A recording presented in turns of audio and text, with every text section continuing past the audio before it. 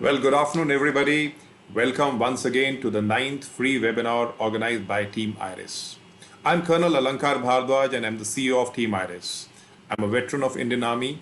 I've worked for 6 years in one of the most prestigious schools of India named Mayo College and closely experienced life of a child as to how they grow and gradually change from a child to a young grown-up adult. Following that, I've started a soft skill training company named Team Iris, which is primarily for personality development of children in schools, colleges, and officials in corporates. Team Iris is an umbrella organization consisting of a large number of professional trainers who have proved themselves in their respective fields of expertise over 20 years. Today's topic, child and senior citizen rights, is something which affects everyone in the family, be a child or the grandparents, who are senior citizens or the young adults who have to handle both of them. It is imperative to know about the rules, regulations, and laws so that our dealings with any age group are fair and meaningful. Ask yourself few questions and see if you know the answers. Are you aware of what are the rights of a child and senior citizens? What actions can be taken against your child in case some contraband is found in his or her possession? What to do if you find your child depressed and he or she complains that a close relative inappropriately touched him or her? Can you just ask your parents to leave the house once they have gifted you the property? So on and so forth. I'm sure some questions will leave you in dilemma. So let's meet our panelists today and know what rules and laws govern the rights of a child and senior citizens. Well, ladies and gentlemen, for today's webinar, we once again have a very illustrious panel. To begin with, I would like to introduce you our first panelist for today's webinar. He's Mr. Rajiv Bhatt. He's a renowned psychologist and a learning disability expert on autism and dyslexia. Mr. Rajiv Bhatt has been working for past 18 years in the field of mental health and has achieved tremendous success. For over 3 years, he got featured in a talk show called Up and Hum and created a couple of programs for career counseling and mental health. The first student who was diagnosed with dyslexia in the history of CBSE was Mr. Rajiv's student. His work often gets reflected and acknowledged in various leading newspapers and magazines. In the present time, he has been handling numerous cases of marital discord, parent children issues resulting due to stress and mental traumas, and anxiety due to loss of job. Therefore, I would like to call upon Mr. Rajiv to give his views on today's topic and trauma child and senior citizen face in their life. Over to Mr. Rajiv. Thank you so much, Colonel Saab. Greetings to everyone. I am going to talk about child right today as well as about senior rights. But my first and foremost introduction will be that can you have a full bloom without sowing a seed? So we are talking about the two extreme vulnerable sections of our society who are both dependent, the child and the senior citizen. The common factor lies between them that they are dependent on the caregiver, on the family, and on the society. What is happening is neglect. What is happening is exploitation. The word exploitation goes very easily with the child, which is present in our society, unattended and not given his dues. Let us understand, first of all, who a child is. Now, there is a clarity on child by UNCRC that anyone who is below the age of 18 will be treated as a child. Yes, this was a convention signed by nearly 191 countries, and India is one of them. So legally, the age is below 18, and we treat them as child. So UNRC convention It was done on 1989, and this clearly states that 18 years should be the age. Now, what is happening when a child is not given his dues? There comes the child right aspect. I am going to tell you from my experience that what a trauma a child goes through when he is not given his rights. This you see in schools, that is the area where we are giving education. The child is getting labeled. If he or she is unable to perform, we are naming them. The physical abuse is present, and physical abuse is even present at home, which is not right. Are we going to treat our kids like that? Is this the society we want? What emotional journey that child goes when he or she is labeled, is told that you are incompetent, you are not okay, you can't do it. And when I'm working with the disabled community, I see it a lot. They are not included in the system. They are named. They are told that you are not good. And they are mentioned as they. They are not taken as we. So the society itself is not treating them in the manner they should be. There is a question on survival right also. This is a right which is very much present, which says that the child can survive. But you know about female feticide happening in our country, and it is rampant, still persists. In foreign countries, बाहर आप जाके पता लगा सकते हैं कि बच्चा लड़का है लड़की है, लेकिन यहाँ पर उसको अलग काम के लिए यूज किया जाता है. So even the survival is not there. Health rights, the extreme end, the health का जरूरी नहीं है उसको मिलेगा, उसको substantial food, shelter, उसको right to education मिलना चाहिए, नहीं मिल रहा है. इसके आगे जो दूसरी प्रॉब्लम खड़ी हो जाती है हमारे सामने, वो है उसके प्रोटेक्शन को लेकर.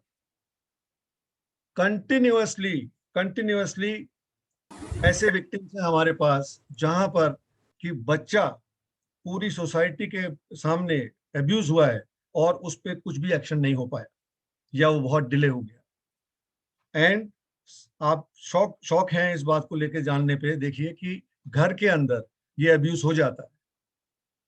बहुत सारे केसेस हैं जिसका कि मैक्सिमम नंबर है जहां पे आपको मालूम पड़ेगा कि ये सेक्सुअल अब्यूज नाम की चीज जो बच्चों के साथ हो जाती है, बहुत सारा एरिया उसका कवर जो है वो घर के अंदर ही है. Your man who is very much connected with the child, somebody, any parent, even your neighbor or your relative, he or she, they get affected. So sexual abuse is another area, and there is an act, POCSO, which my friends will be discussing at large with you. ये trauma जो इनको हो जाता है, इस सब के बाद आपको ये मालूम होना चाहिए कि सोसाइटी के अंदर वो आदमी एडजस्ट नहीं कर पाता, या तो वो अपने आप को क्रिमिनल की तरह डील करता है या वो क्रिमिनल बन जाता है.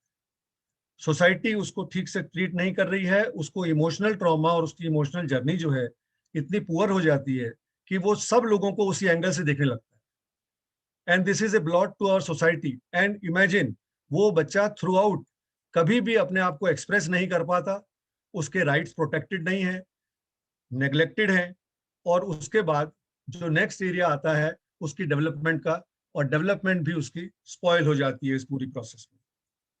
The child is not getting what he or she should get. Hence, emotionally, mentally, physically, they are not getting adequate facilities, whereas ये उसका मौलिक अधिकार है. ये हम उसको उस पर कोई एहसान नहीं कर रहे ये सब प्रोवाइड करके, लेकिन हम उसको ये दे ही नहीं रहे, तो उसके राइट्स का हनन हो रहा है, वायलेशन हो रहा है. बट ये प्रेजेंट है सोसाइटी में, और इसके लिए बहुत बड़ा काम कुछ ऐसा नहीं है. The next is the participation area where they should be allowed to participate, but still they are not allowed to express their opinion. Their association is not there, and जो उनका freedom of opinion है, even household के अंदर, घर के अंदर भी उसको सुनने को लोग तैयार नहीं है. अरे तुम छोड़ दो, तुम्हें क्या पता है, तुम जानते ही नहीं. This is how they are getting treated. And somebody who is not academically very good in school, वहां पे तो उसका बेचारे का सही नहीं, वहां पे वो बोल ही नहीं सकता, वो अपने को एक्सप्रेस नहीं कर सकता. और एक बच्चा जो बाद में बहुत अच्छा एंटरप्रेन्योर या बहुत अच्छा बन के निकलता है, वो उस पीरियड के अंदर अपने आप को एक्सप्रेस तक नहीं कर पाता, अपना ओपिनियन नहीं दे पाता. Why? Because we have labeled the child, हमने उसको कहीं ना कहीं sideline कर दिया है.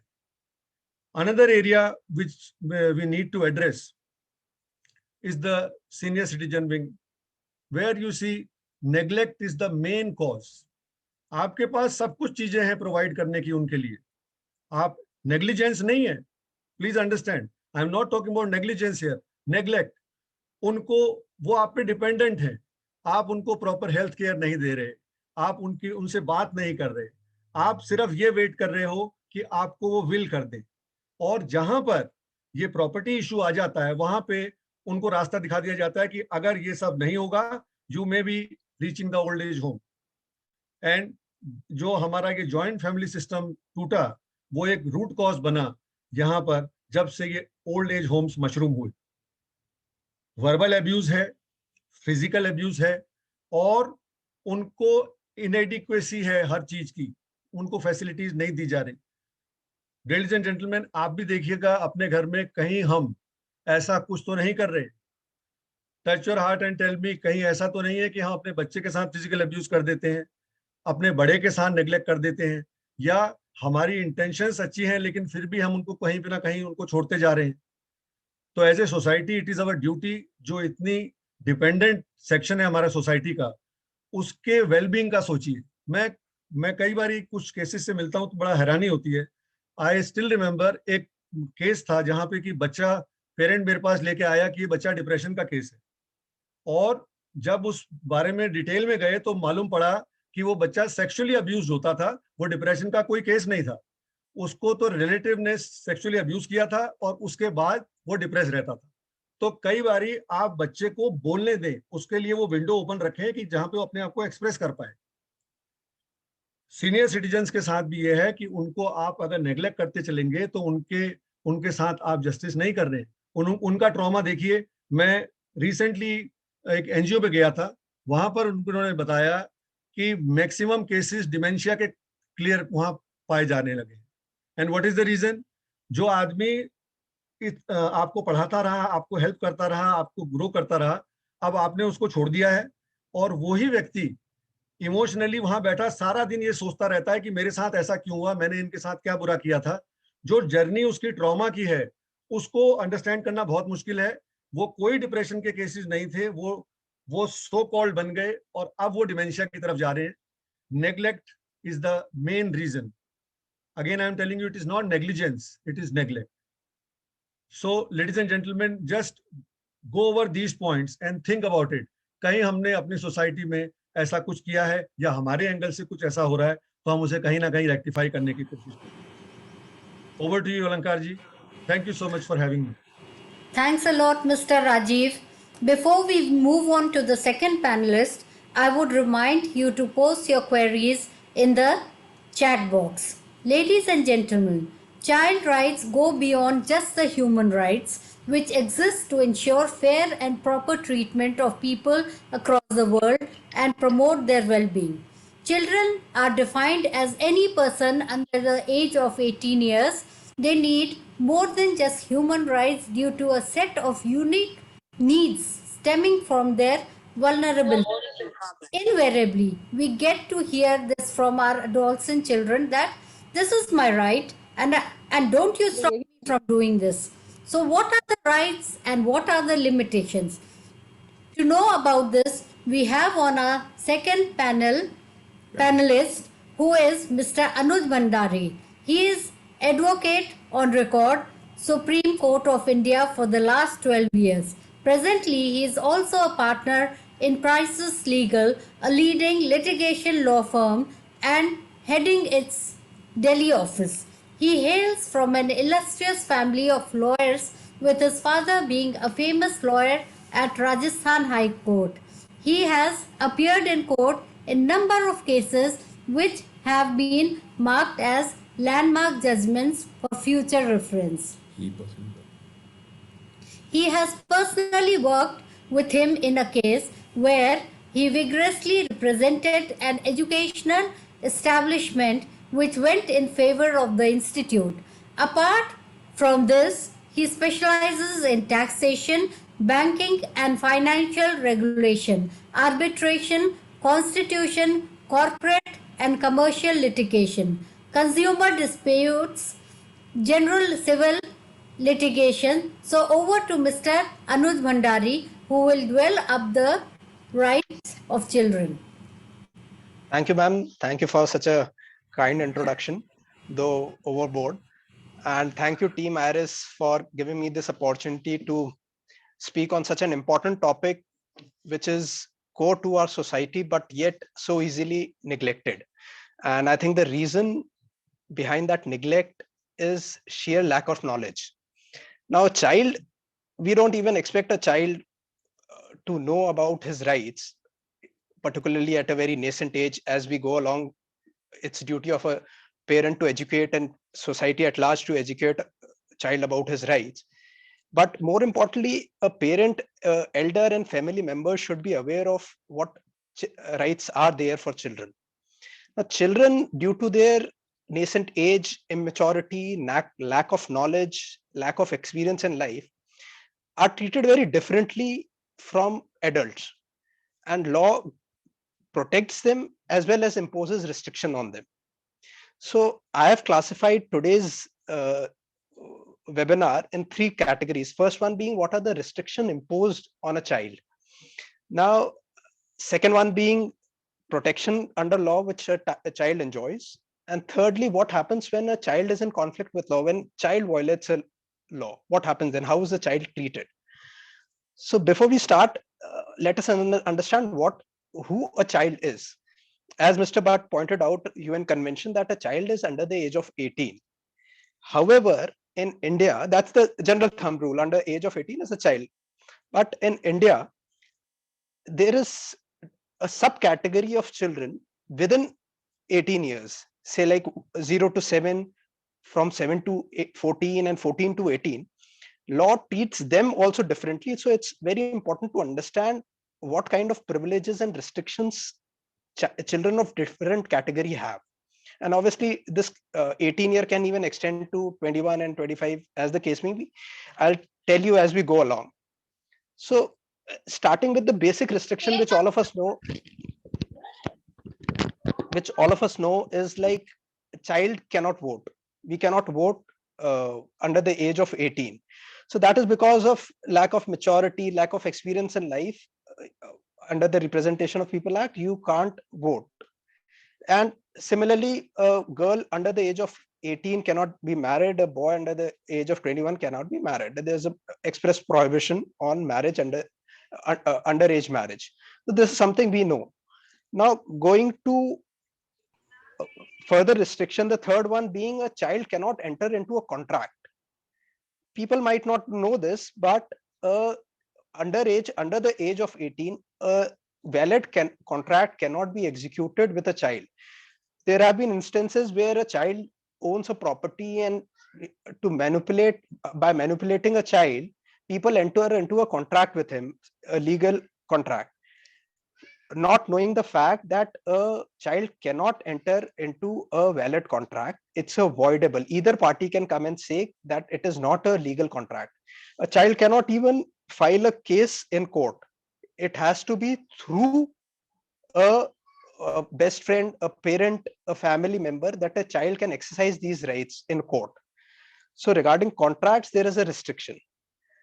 The fourth one, which I want to talk about, is something which is very common, and people don't understand that under the amended Motor Vehicle Act, now, if a child does driving under the age of 18, it's a punishable offense, right? And punishment would be imposed on the guardian or the owner of the vehicle, right? If a child is found driving a vehicle and commits any offense, meets with an accident, then it is presumed that the guardian, the parent or the owner of the vehicle was, one, aware of him driving a vehicle. It was with his consent that the child was driving a vehicle, and therefore whatever the punishment is under law would be borne by the guardian or the owner of the vehicle, unless he establishes that it was without his knowledge that child drove, and that he took all precaution that to stop the child from driving the vehicle. Now, in case of parents, parents would never come and say that, you know, without my knowledge, a child was driving it and therefore you punish the child, don't punish me. That will never happen. At the same time, there's a general misconception that if there is an underage driving, then nothing will happen to a child. He'll be let loose. That was prior to 2009. After the 2009 amendment, 2019 amendment, now a parent would be held fully responsible for the act of child. And there is a 3 years imprisonment in case of any violation. Maximum period is 3 years. Man up. Shit. Coupled with other offense, if a person is killed, then other penal provision would be applicable. So underage driving is something very serious. A child needs to know that he is not permissible to drive under the age of 18. There's a general concept that let him start by the age of 16, 17, and by the time he reaches age of 18, he will know how to drive and he can get a license.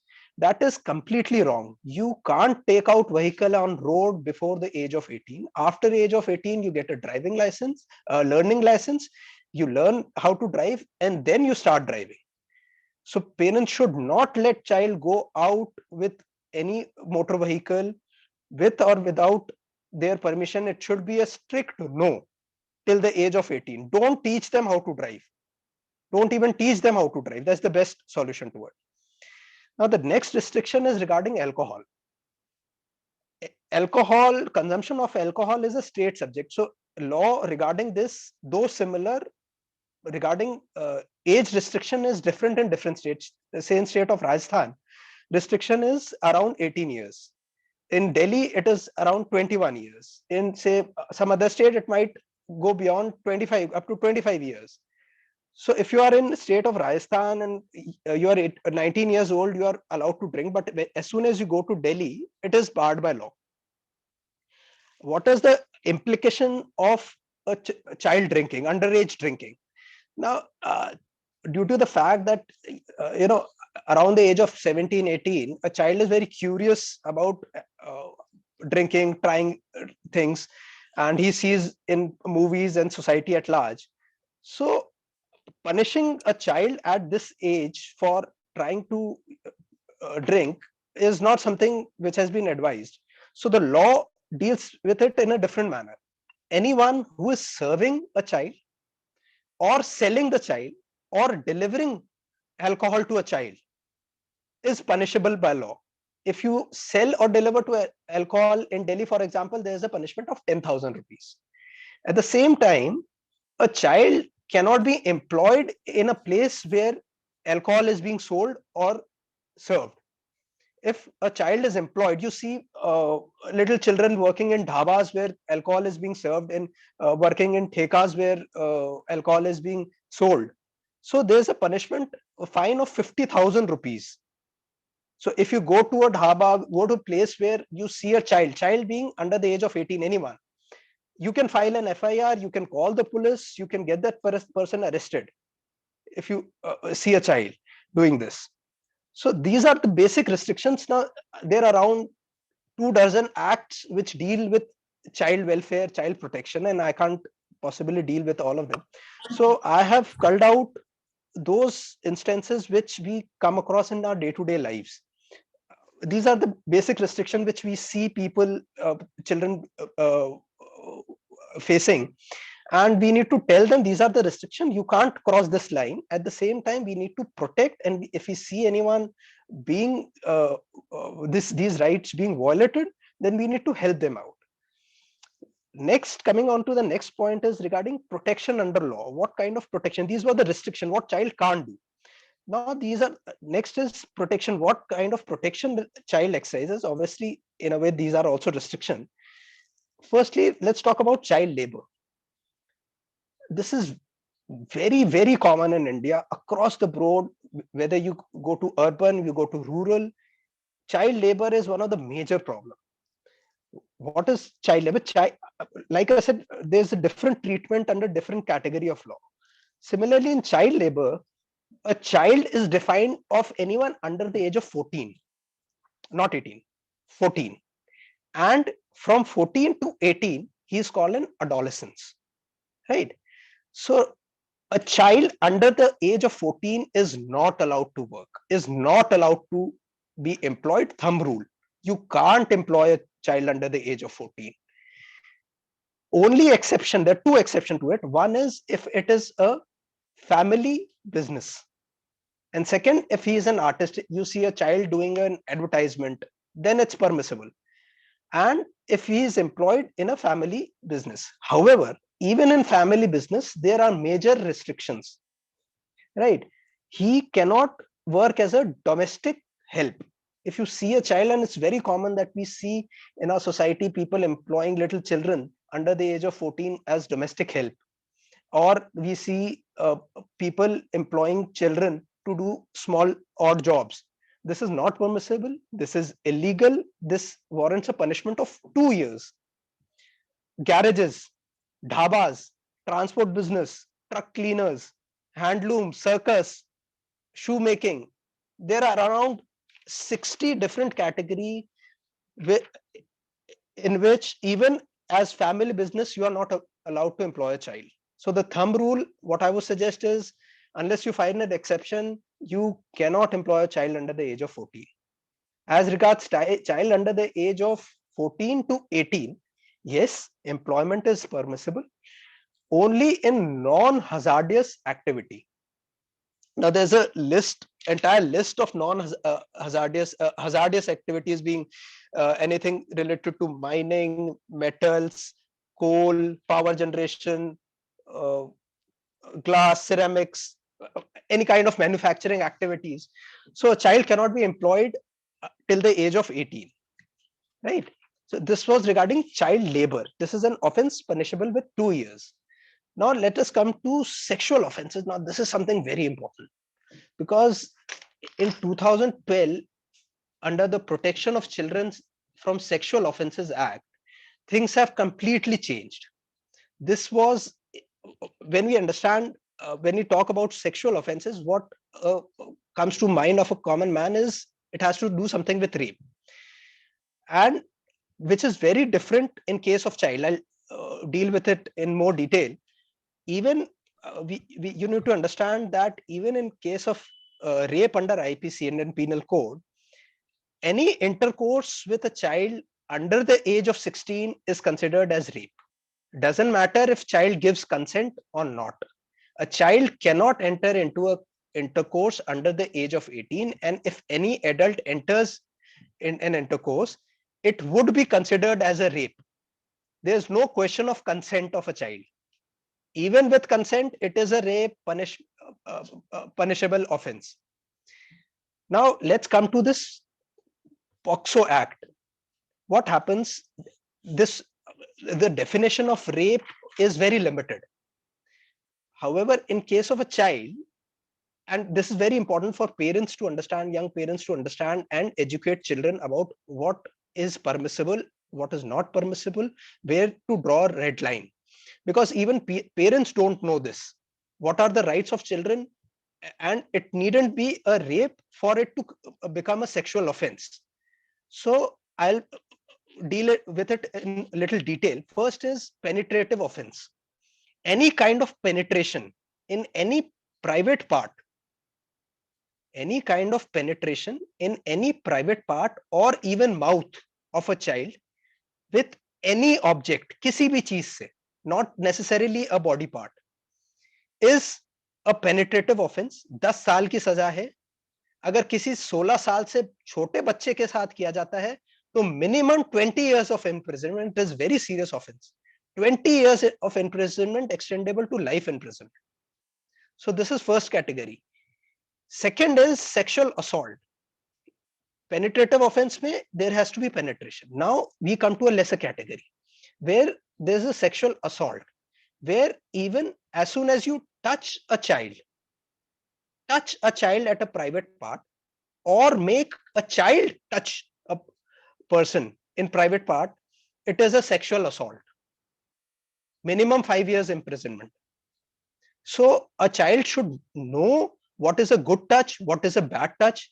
It is a duty of parent to tell every child, no matter how small, Even a 2-year-old should know what is a good touch, what is a bad touch, where a person is allowed to touch you, where is a person is not allowed to touch you, and where a child should not touch another person. This is very important. This is a punishable offense. Parents should know that. A sexual offense doesn't mean it has to go all the way to rape. No, even a touch is an offense. Let's go even further. Sexual harassment. Now, this is an offense even without a touch.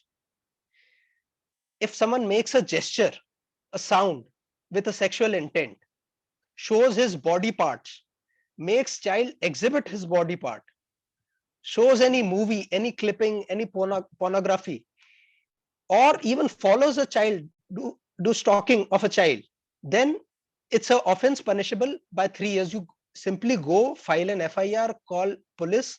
It's a punishable offense. So like Mr. Bhatt said, you should make child comfortable. You should teach him and make child comfortable that he should be able to come and tell you that something like that is happening to you. The parents at times don't do that. They discard child or scold child if child tells him anything personal.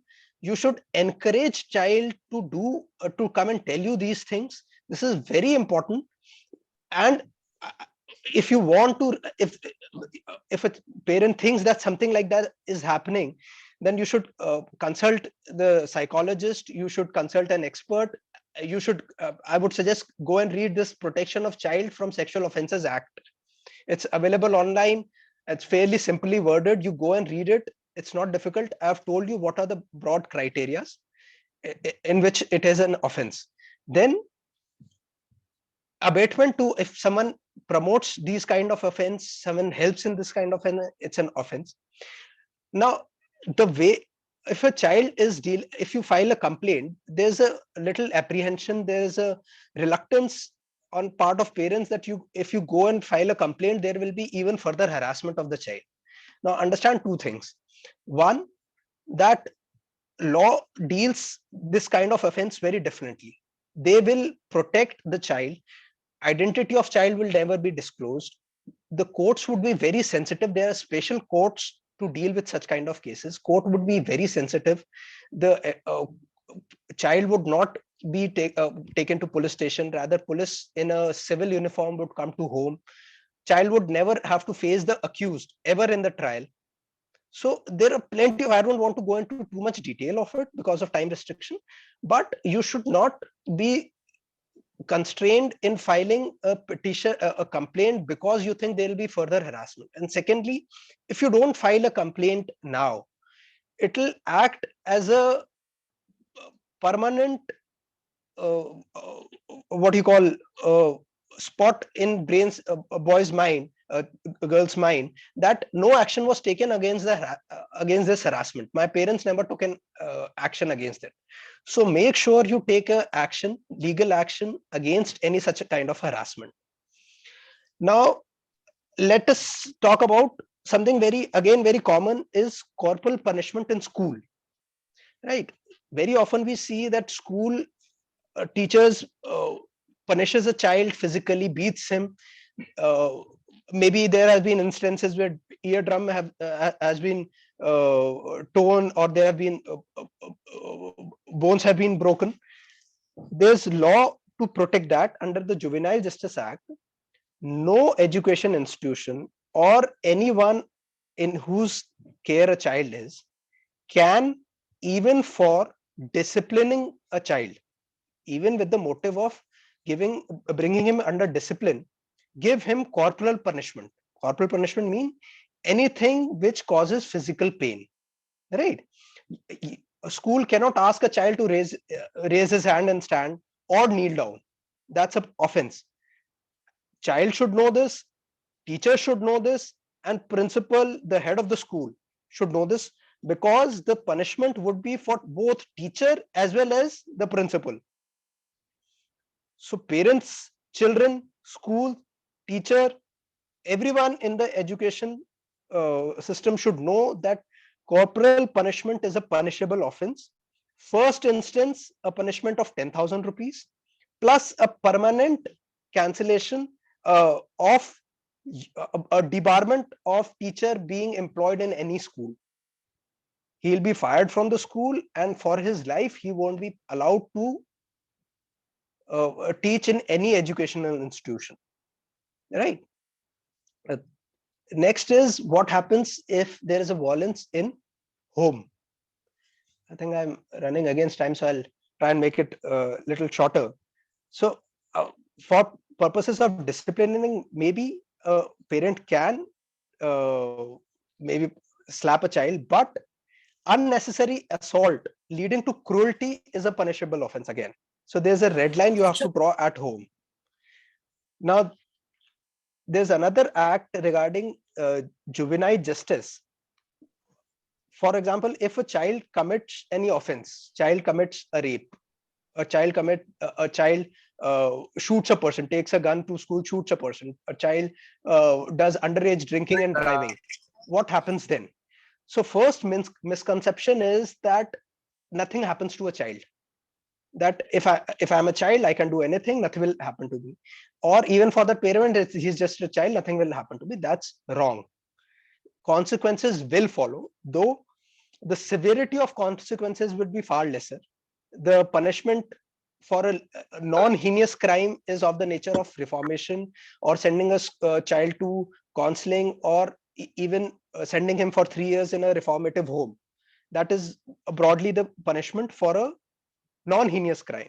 But if child of sufficient maturity and understanding of consequences commits a heinous crime, say like rape or murder, then he can be tried as a regular adult facing regular punishment. So it is not that a child is exempted from any kind of punishment. I think I've already taken a lot of time. So just to sum up, there is a child board which is constituted. Any offense committed by a child goes to the juvenile justice board, and which are very sensitive to children, who are accommodative, who understand how to deal with child. The punishment are more reformative in nature. And another thing, just to finish it up, that if you find a lost child or someone begging, an orphan, in every district there is this juvenile justice, there's a board, there's a committee, welfare committee. You can take the child to that welfare committee or inform the police, and they'll take the child to the committee. If you want to adopt a child, you can go to the same committee where you can adopt a orphan legally, right? So these are broad laws. There are plenty of more laws, minor laws, which I'm not dealing with due to time restriction. But all of you should understand these law. More importantly, make children understand these law depending on what age group they fall into. I leave it to you how you make them.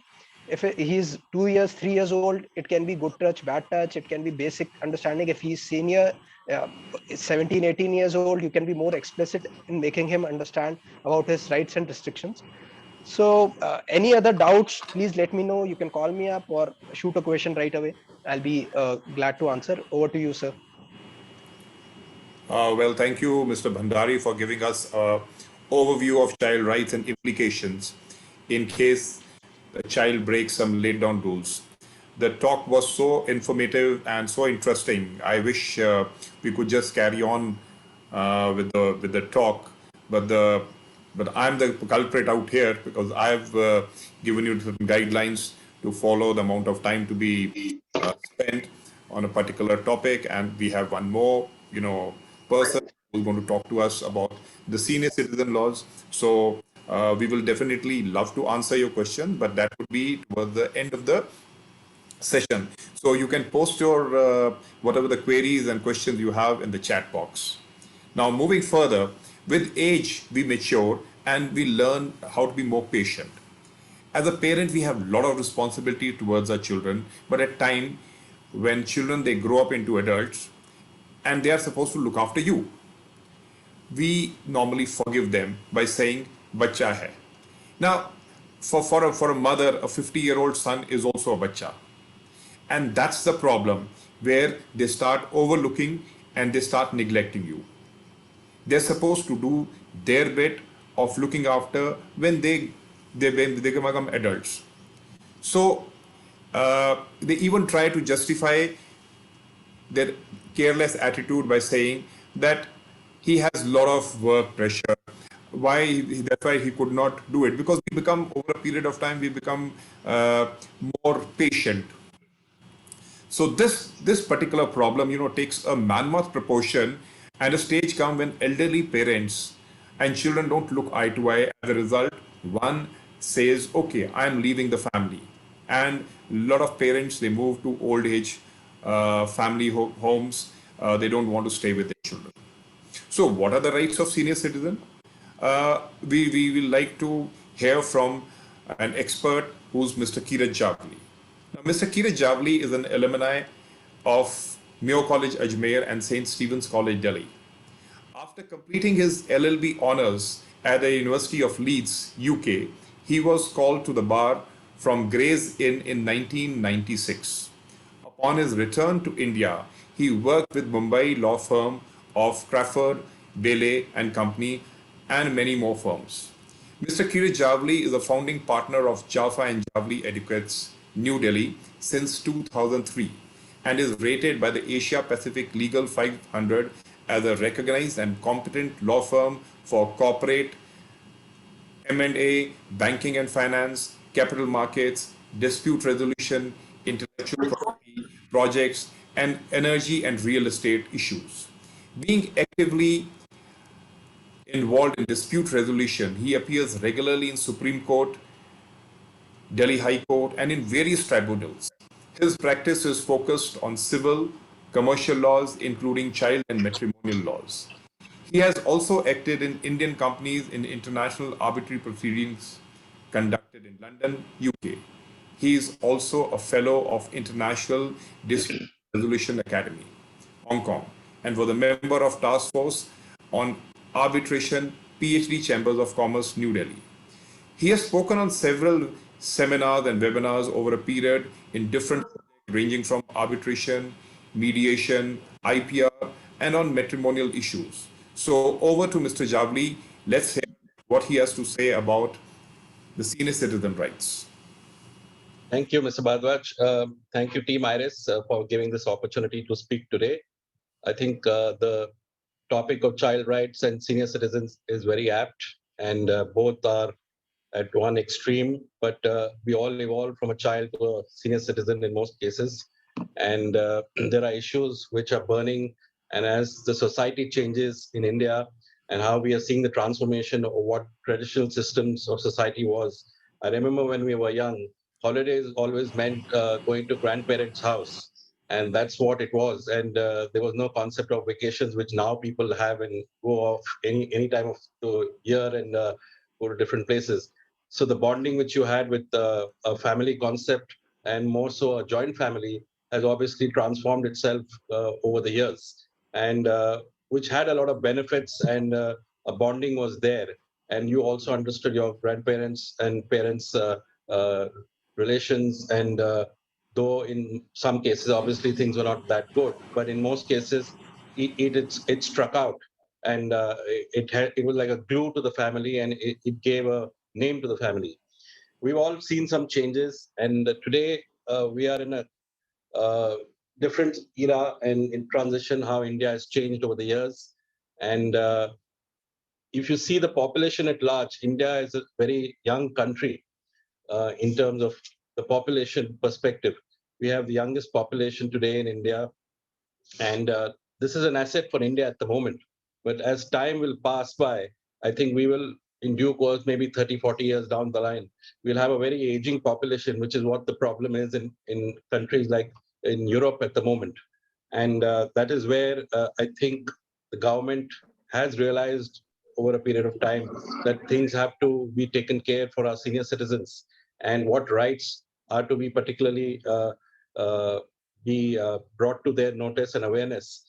And I think that is where the challenge is, that you lead life and then you become a senior citizen in due course, and you've done all the hard work. You realize, oh, am I going to be taking care of my children? And how do I really organize my affairs? And how do I organize my old age? Do I have my pensions in place? Do I have my uh, peace, security, medical facilities and care. So host of issues which evolve when you, as I will discuss in my presentation. So who is a senior citizen generally? Senior citizen is someone who's above the age of 60 and above, and that's what has been defined by the government and worldwide. The profile of the elderly population in India is mainly a lot of the old population stays in the rural India, and it's a mix in the urban cities, and that is where increasing number of older people are also beginning to reside. The issues which are normally faced by senior citizens are increasing in the country. Of course, the abuse is one of the primary issues. Abuse means not just about physical abuse, but it's becoming more and more mental abuse in terms of neglect and not really being taken care of. This abuse could be in a nursing home. It could be uh, by a spouse, by family members, or acquaintances, or any service provider. So, what rights do senior citizens have? I will discuss the legal part of it.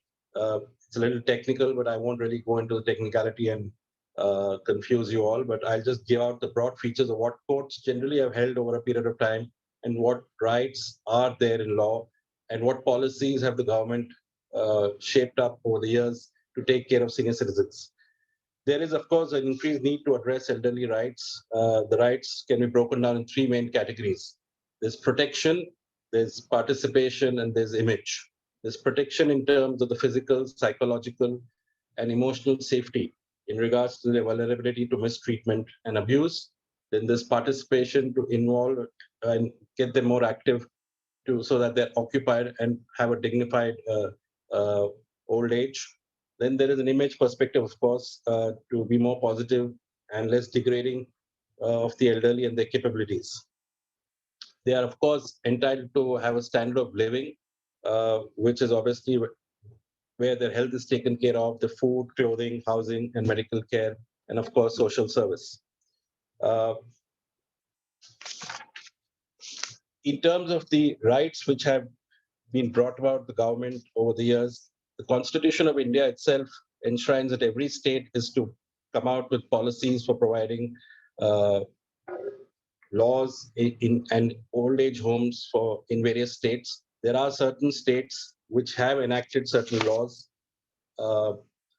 Not all states have enacted a legislation called the Maintenance and Welfare of Parents and Senior Citizens Act 2007. Now, this has been enacted in various states, and certain states have been more proactive than others.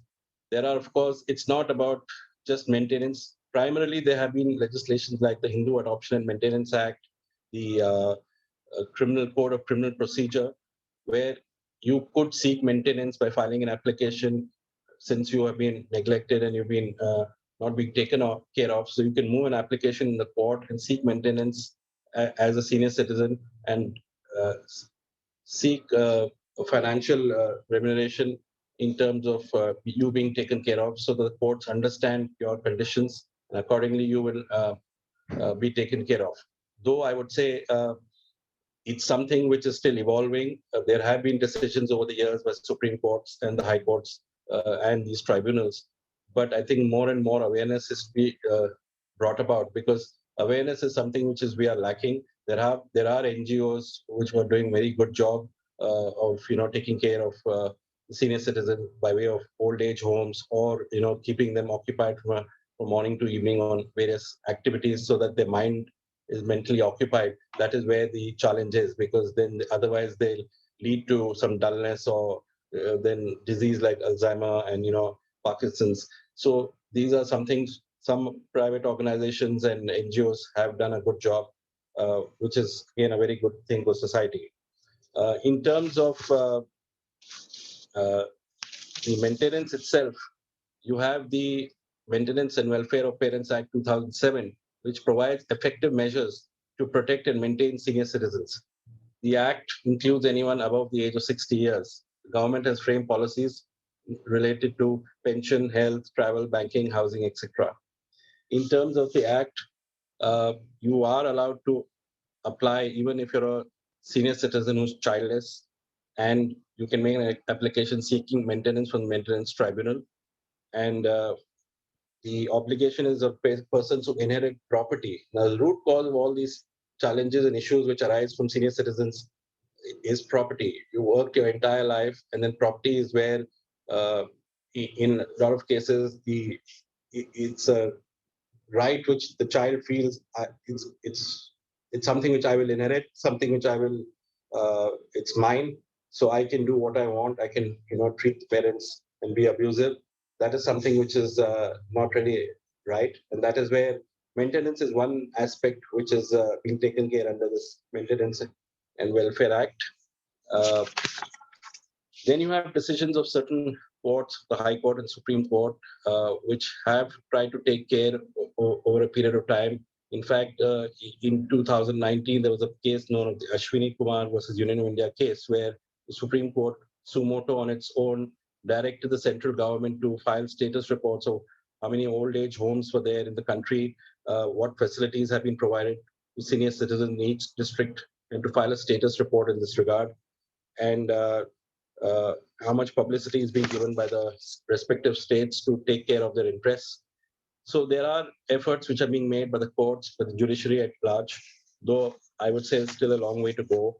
And in the light of the corona pandemic, I think this issue has become even more grave, because we all realized in the second wave that how difficult and how challenging it was for many senior citizens who either the children were living abroad or they were living in India, and or the children are living in some other cities, and how difficult it became for them to manage their affairs and how neglected they were, or some of them could not get daily food. So all these challenges were there. So acts apart, I think there has to be more awareness of senior citizens in general, and how they have to be taken care of. And I think over the years, courts have done their bit, but I think a lot more needs to be done. And that is where I'm really wanting to say that there has to be a bit of awareness right from the school stage in terms of how senior citizens need to be taken care of, and there has to be a continuing education at every level, so that people are aware of how senior citizens need to be taken care of. Now, we also have something known as the Domestic Violence Act at the other end, where people, especially the daughter-in-law, has taken the in-laws to court because they've either been mentally harassed, the daughter-in-law has been harassed in terms of dowry, in terms of she's been either physically tortured or mentally abused in different aspects. Every case is, of course, different. Now, issues which arise in a domestic violence case is also about a shared household, where the household is, can the daughter demand that she has a right to live in the same household? The question that also arises, whether the ownership of the house is of the son or is it of the in-laws? So what rights do the respective parties have under this legislation? This Domestic Violence Act came about in 2005, and a lot of issues were arising in terms of dowry and physical violence, mental abuse, which used to take place. Hence, this legislation came about. Though courts have been proactive and tried to strike a balance over a period of time, but in some cases they have, in some cases it's challenged. But the Delhi High Court recently, in case of Vinay Verma versus Kanika Pasricha, did dwell on some aspects of shared household and matrimonial home, and discussed the various issues, though it is complex at times because it's also keeping up in balance about the Maintenance and Welfare of Senior Citizens Act and the Domestic Violence Act. So that is where the challenge is, and question of maintenance and question of the household. So no one size fits all the instances and facts of each case, but disputes are, of course, filed in various criminal courts, the domestic violence court, or the family courts. So I would not necessarily encourage people to go to courts, as such. I think the grooming is required at an early stage, and that is where one can preempt situations and create awareness rather than rushing to courts, because courts are also filled with a lot of backlogs, and it is something which they can avoid, especially the senior citizens, because they're already traumatized with certain situations, and that's something which we need to take care of. I'll be happy to address questions and look forward to any questions anybody has. Thank you once again, Team Iris, for providing the opportunity. Thank you, Mr. Javli. It was really very interesting to know the aspects of senior citizen. But before we really move to the question answer sessions, we have amongst us a participant, Mr. Ashok Narayan. He's a 1965 batch IS officer from Gujarat cadre, and he has worked in the Central Ministries of Labor. So he has something to say when it comes to the child labor and aspects to that. So over to Mr. Ashok Narayan.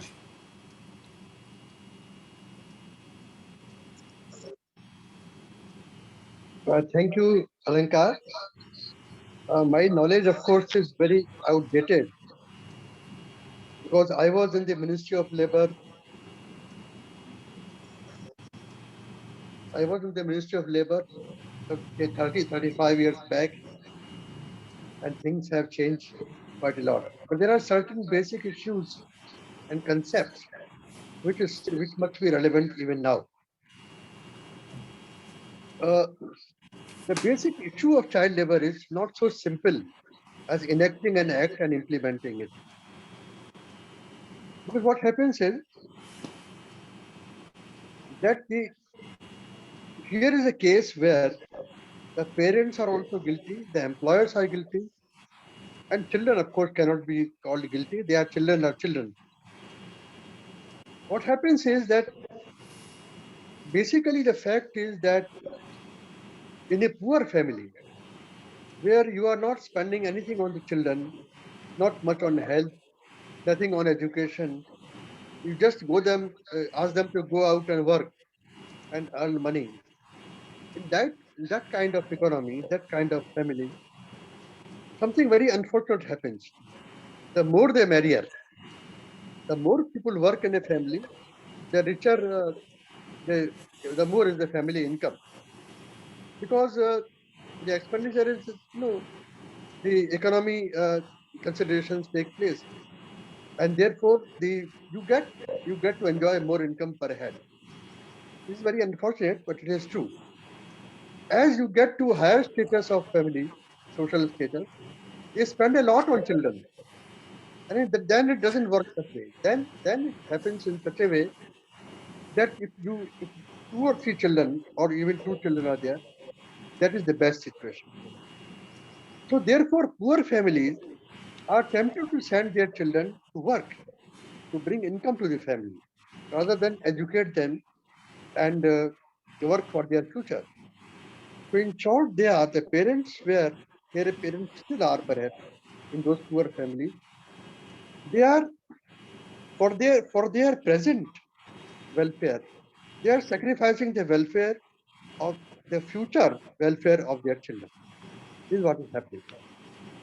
So we realized quickly in the ministry that it's not enough for the government to have laws and simply say that, okay, this is illegal, you can't do it.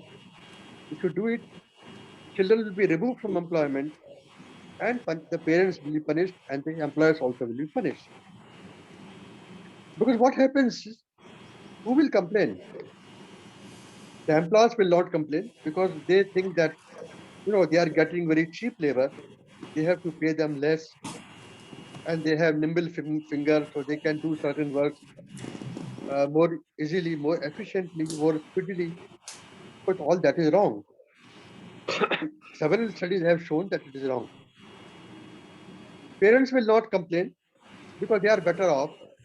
The more income is coming in the family and the expenditure is not rising so much per capita. And children are children. So who will complain? That is the first problem. Second problem is that supposing you take some action by means of NGOs, others, you have inspections, and you remove children from work. Then what happens? The family is poorer. The family income has reduced. So therefore, again, they will come back in the employment somewhere or the other and spoil their future. So therefore, the ministry then, we decided that we should have a system of removing the children from illegal employment, no doubt. But what after that? After that, we have to rehabilitate them and provide them inputs of education, healthcare, and also vocational guidance. Now, you must realize that the education given to children removed from work will not be the same education as given to other children because they have not gone to schools for several years. And where do they catch up with the mainstream? So there have to be special schools so that whatever years they have lost in education, they can be made up with the maximum efficiency. And then they are able to join the mainstream of education at the earliest. So we have to, of course, use the resources of other ministries, health, education, etc., vocational guidance. But the Ministry of Labor paid the entire money from central government. And we had several projects having catering to the rehabilitation of children and providing them inputs of special education, healthcare, vocational training. There were some projects were established. So I think the thing is that there are poverty has a very close connection with the phenomenon of child labor. So we have to attack that aspect also. The basic reason is that only poverty. And of course, you can say that the parents are very foolish if they are spoiling the future of their children for the sake of their present. But then that's life. That is how it is. So this is one front we have to fight is on poverty, even for the sake of children. And the second thing is that even after removing the children from illegal employment, we have to rehabilitate them so that they have a future. If you simply remove them, it will not help. On the contrary, the family income goes down and they are worse off and they have no future because no regular school will be able to help them. So I think these are the things, these are the social issues, socio-economic issues, which have to be considered along with the legal protection that the children have as far as child labor is concerned. Well, I just thought I'll say these things because as a concept, we should be clear about what the problem is, where the solution lies. Simply legal interventions may not work in the field of child labor. Thank you very much. Thank you very much, Mr. Ashok Narayan. That was very interesting as to how government looks at, because the problems are not, on one front, they're on multi fronts, and it has to be a holistic approach in case we need to solve this problem. So coming down to some question answer sessions, there are 3 questions which have been posted. The first question is for Mr. Rajiv Bhatt. There is a participant who wants to know that in case something has gone wrong with a particular child and the child doesn't open up, is it only the behavior which will give indication that something has gone wrong? Yeah, thank you for the question. Most of the time, it is the behavior which predicts that there is something wrong. But if you have that window open for the child where he can speak, then there is a good chance that you can find out what is the situation or what is the problem with the child. Generally, extreme change of behavior or extreme, if the child is, just not the way he or she used to be. अगर वो कहीं अकेले में बैठना शुरू कर दे रहा है, कुछ खोया रहता है, परेशान लगता है और उसका ईटिंग हैबिट्स भी चेंज हो जाएगा, स्लीप पैटर्न भी चेंज हो जाएगा. ये कुछ स्ट्रॉन्ग इंडिकेटर्स हैं जहाँ पे आपको देखना चाहिए कि बच्चे के पास अगर वो विंडो नहीं है तो प्रॉब्लम आएगी. इसीलिए when the child is in teenage बच्चे के साथ आपको ये बहुत इंपॉर्टेंटली है कि थोड़ा सा लिबरेशन रखें कि उसको सुने. I always say, don't talk, just listen. If that is the way you develop a system at your home, things will be much better. क्योंकि वो वाला एरिया में बच्चा अपने आप को मिस्टर राइट समझता है, तो वो सोचता है मेरी बात सुनी जाए, वो बोलना चाहता है। बट अगर वो विंडो ओपन नहीं है तो प्रॉब्लम आएगी। बट यस, जो नॉर्मल प्रिडिक्टेड बिहेवियर्स हैं उनमें एक्सट्रीम चेंज, और उसका जो पैटर्न ऑफ ईटिंग है या लोनलीनेस वाला एक सिस्टम स्टार्ट हो गया है, फोन कॉल नहीं अटेंड कर रहा है, बात नहीं कर रहा है, लोगों आपको एड्रेस नहीं कर रहा है ठीक से, अलग रहना शुरू कर रहा है, you need to talk, that's very important. Thank you very much, Mr. Rajiv. The second Pleasure, sir. question is for Mr. Anuj. Where one of the participants has asked that in case there is a consented sexual activity between two minors, now what is the implications of that? Okay. So if it is consensual, now the problem here would be that under the age of 16, it is not permissible in law, and it warrants a punishment. However, the accused here, that is the child, he is himself a minor. So at that stage, the matter would go to Juvenile Justice Board, because a child can only be tried by a Juvenile Justice Board. And Juvenile Justice Board would see whether the child was of such a maturity and understanding as to what they are doing. And if it was a heinous crime, in this case it was not, then the punishment would be of a more reformative nature. It would be more of a counseling, and their parents would be involved, and it won't warrant a punishment under the clause of rape. That is how it will be dealt with, particularly if it is consensual. If it is not, and a minor commits a rape, and there was an incident where there was a gang rape of a 3-year-old by 3 or 4 boys of 11-year-old. In that case, the board would decide whether the child was of maturity to understand what they are doing. If board comes to a conclusion, yes, they were of a maturity and know the consequences of what they were doing, then they'll be tried as an adult. That is how it will be dealt with. Okay, thank you. Well, when I said third, three questions, because in the chat box I could see just two questions. So there's another question for Mr. Anuj, which is my question. I'm a little inquisitive to know about it. Like in the Nirbhaya case, there was one child, one accused who was underage and was tried by juvenile justice court, as you had rightly pointed out. And going by the legal implications or the law, they punished him whatever they could, that is 3 years. By the time he left the the place from where he was being reformed or reformatory, he was an adult. Now there is a total restriction on giving out the name of an accused if happens to be a minor.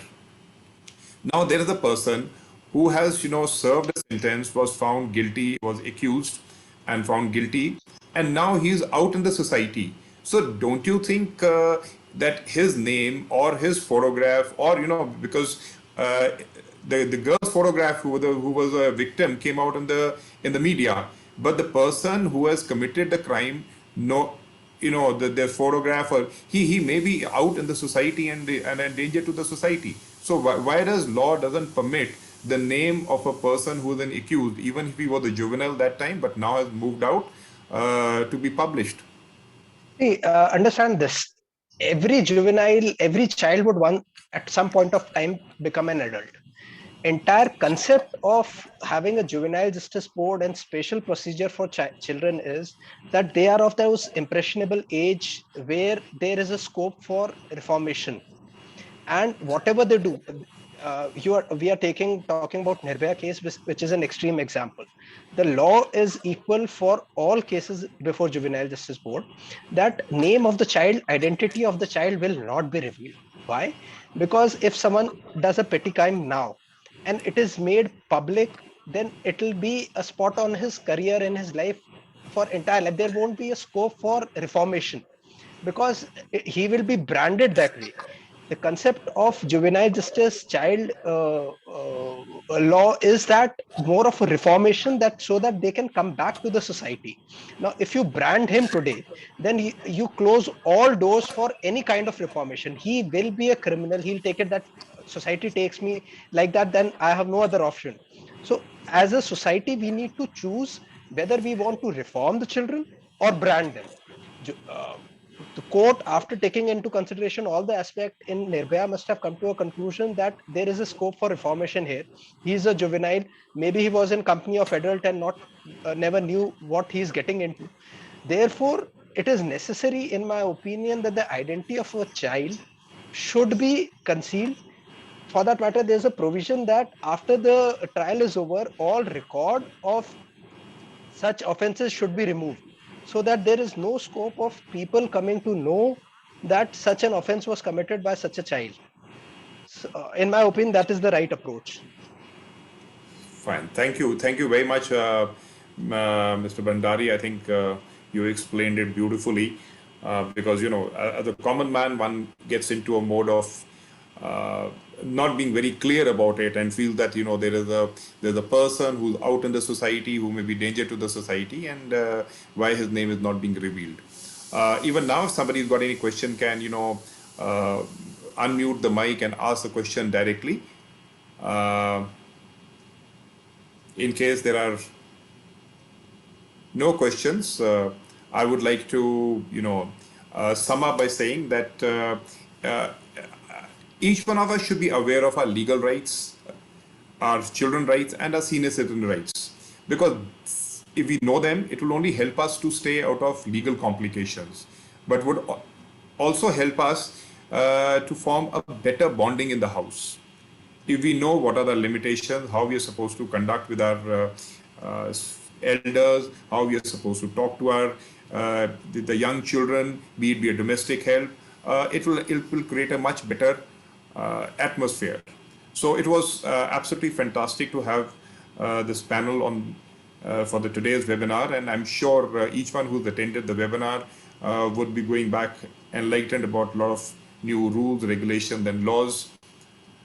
Before I end, I would like to say that our next webinar, which is going to be on the 4th of July, the topic for the next webinar is going to be financial management, and the panel will consist of chartered accountants and some mutual fund managers.